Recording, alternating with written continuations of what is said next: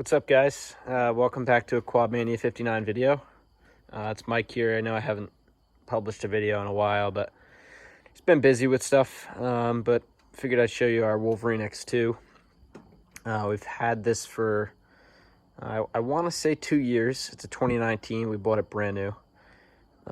Maybe a year and a half. Maybe, I don't know. You know, I mix them up. So it's 2019 Wolverine X2. It's an SC Special Edition. Pretty much just gets you the nice graphics. This one's the black and red. It has like a little bit of gray in the door. It also gets you a winch. It's a Pro Vantage 3500. I'm pretty sure we put that synthetic rope on. I'm assuming, knowing worn, it came with a steel cable. The synthetic's definitely better. I'm pretty sure that's all you get. Maybe you get a roof. I forget if we put that on or not, but I don't know. For the money you pay for the SC, you know, you can decide if it's worth it or not. For us, we definitely wanted a winch. Obviously, a roof's a no-brainer, and the color was just, you know, a nice add-on, but definitely not worth it just for the color. So if you don't need a winch, stick with the standard EPS model, on a roof for that matter. But good-looking machine from the front. This machine, I believe, has just over 200 miles on it. We use this machine only for work. Occasionally it'll go out on the trails if we need it, but usually not. Usually it's just a property vehicle. We tow a lot of trailers with it. We tow a big brush hog with it. Move a lot of stone, a lot of firewood, a lot of dirt. We water bushes with this. It does a lot. It's running around the property every single day. It rarely doesn't come out of the barn on the daily. So a little walk around. This camera is very zoomed in for some reason, so I gotta kind of stay back. Rear end sharp. You can see right off the bat, we put on, these are Yamaha genuine rear A-arms. Nice to have. Dealing with rocks, and sometimes we're bushwhacking, or when we're cutting the grass, we're going over weeds and sticks and maybe small trees. It's nice to just have that protection, truly, so you're not messing shit up under there. You got KYB suspension all around. It is adjustable. I haven't touched it. It doesn't really need to be touched for what we're using it for. The rear is self-leveling, which we have seen in action. If you fill this thing up with stone, which we have, the rear end will stay level. It will look like how it looks right now with barely any weight in it. A-arm guards, front and rear. We got Yamaha genuine rock sliders on the side. They do the job, nothing special. Oh yeah, I know the SE model comes with the over fenders, which is also nice. I forgot about that. So yeah, rock sliders. We upgraded to 27-inch Kenda Bear Claw. Are these the HTRs, I believe? I'm sure you guys know this tire. It's a pretty common tire. Been around for a while. Super knobby. Does not tread lightly. So if you are, you know, conscious about how your lawn looks, I would not recommend this tire if you're using it for property maintenance, because it does tread hard. Only in the rear end, obviously, when you're turning sharply. But it is a very good tire. If you're plowing a driveway, or, you know, in a hilly area where you need maximum traction or whatever, it's muddy, this is totally a sweet tire. That's mounted on the stock 12-inch wheel, front and rear. So that's been really good for us. We put that on pretty much right away because the stock ones are absolute garbage. So those are, don't quote me, I believe 8-plies. I haven't talked tires in a while. Yeah, they're 8-ply rating. So yeah, the HTR, we bought those used, lightly used, and yeah, it's a great tire. The bed here, very big bed, bigger than most competition, actually, the Wolverine. Nice pickup truck style tailgate, made of steel. You know, there is some hard plastic in it, but this is steel, steel bracing. You can tell that it's a much better tailgate than most of the competition. Also in the rear, you got the 2-inch receiver, which is nice. Nothing you don't expect from Yamaha. I mean, that's pretty standard these days. But you could throw any hitch in there. We have a 2-inch setup right now. Again, the bed is very big. We got our 25-gallon water sprayer back here, which works great, by the way. It makes that, it's a Fimco. I think it's a Tractor Supply brand, but very good sprayer. And then, you know, you definitely have plenty of room if you wanted to keep this in all the time, which we usually do. You could still fit a bunch of firewood. Dirt's going to be messy on the sprayer, but you could definitely fit a lot around this. Again, very, very big bed. And obviously, it does dump. There's a handle on each side. It actually dumps very well. Just get this cable out of here. That gives you access to your parallel 850cc motor, which is a solid motor. We'll talk about that in a bit. But it comes up very easy. You can actually see we do have a Polaris General, which I haven't done a review on. We've had that even longer. But this is night and day, much better, this tilt bed, than the General. And it's relatively light, too, to put down. And again, you got a handle on both sides, so you're not, if you're getting out of the driver door, you could do it from right here. Again, you see these over fenders here on the rear, which comes with the SE model, which is sweet. We also have the roof, which I believe came with the SE model. Don't quote me on that. Inside the cabin here, you got your door handle here. Doors are very well made, automotive style. They don't open opposite like some of the Japanese models do. And the Razors do too, actually. So that's sweet. Definitely a solid door, you can tell. Floor mats. Yeah, drain plugs right in here. That should probably be hosed out. Machine's usually not this dirty. But yeah, everything's pretty solid.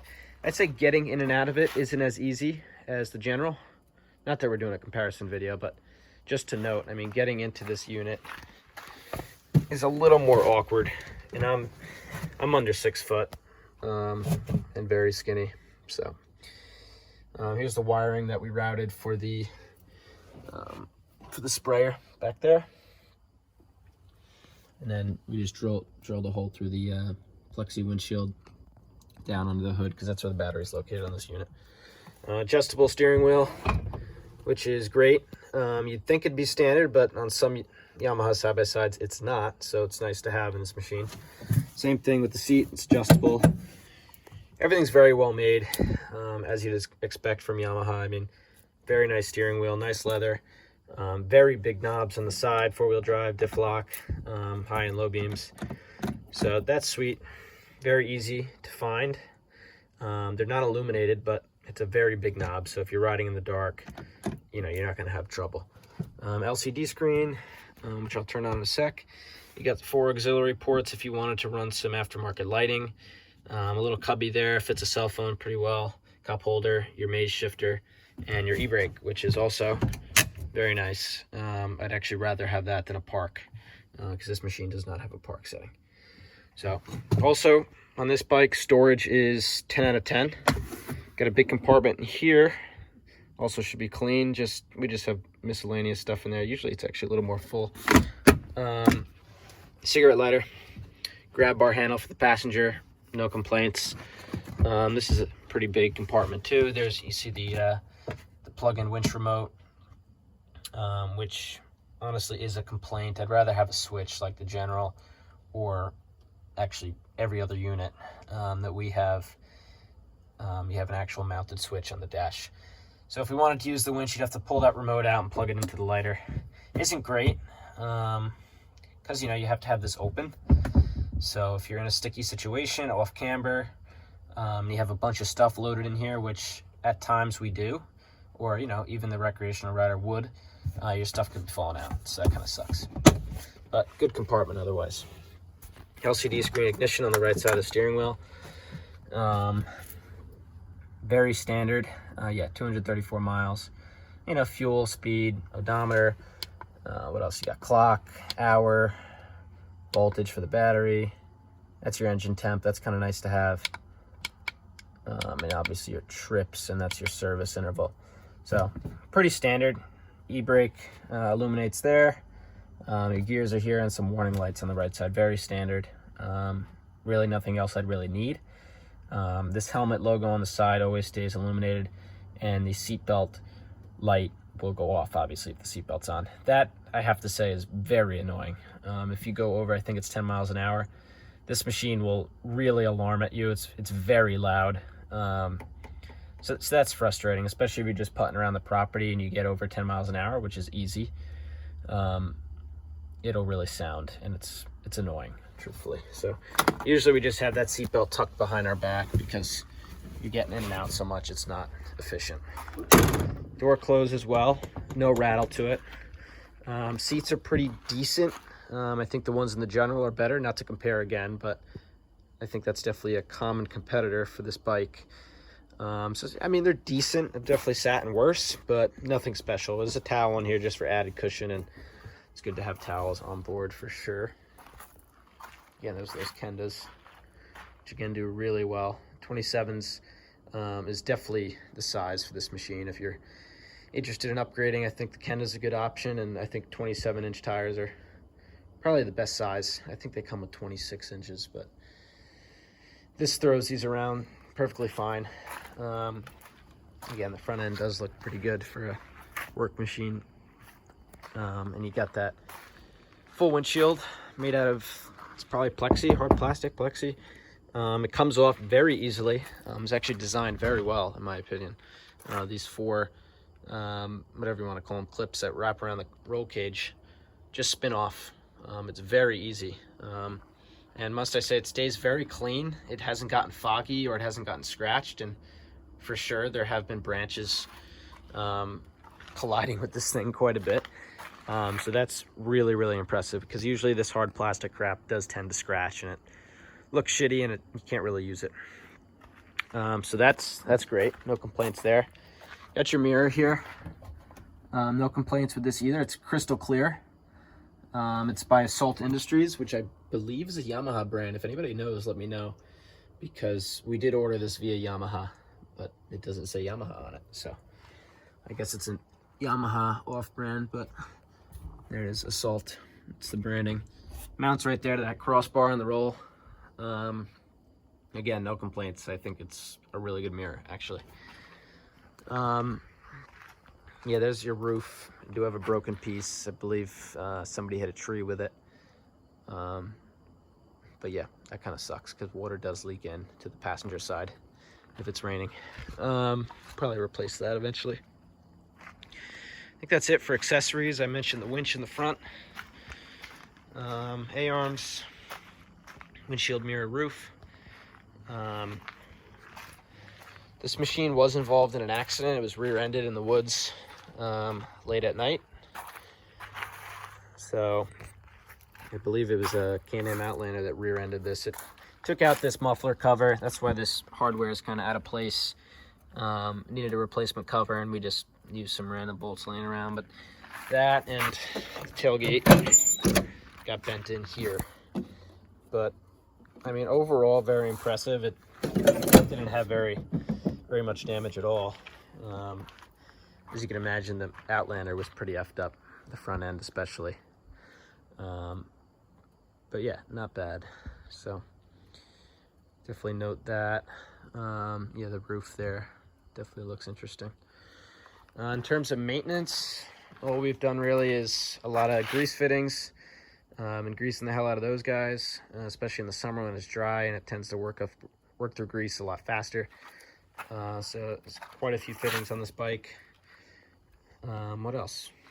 We've hit the air filter a couple times. It's a foam filter, so it's kind of nice to be able to just rinse it clean and then hit it with some new oil. So that's great.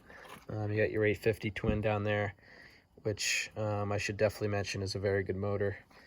I don't think it's going to win any races, but plenty of power for what we need it for. Definitely a good amount of torque for pulling trailers and whatnot. So that's sweet. And yeah, it does need a break-in oil change, which I'm probably going to do this week.